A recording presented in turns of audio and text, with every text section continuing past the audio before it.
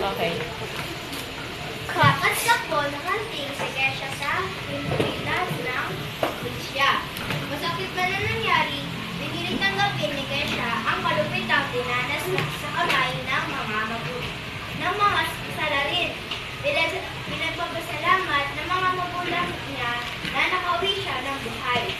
Sa masusing investigasyon, natuntun ang kinaroroonan ng mga salarin at nadakip ang mga ito. Sa ngayon, nahatulad ng habang buhay na pagkabilanggo. Sa suporta ng mga magulang at tulong ng isang ahensya ng pamahalaan, nakapag-aral muli si Kesha. At sa ngayon, ay tumutulong sa mga kabataang biktima ng karahasan. Huwag nating hayaan na abusuhin ang ating karapatan at magbatalo sa karahasan ng mundo. Karapatan na pangalagaan ang kababaihan at kabataang babae. Magsumbong.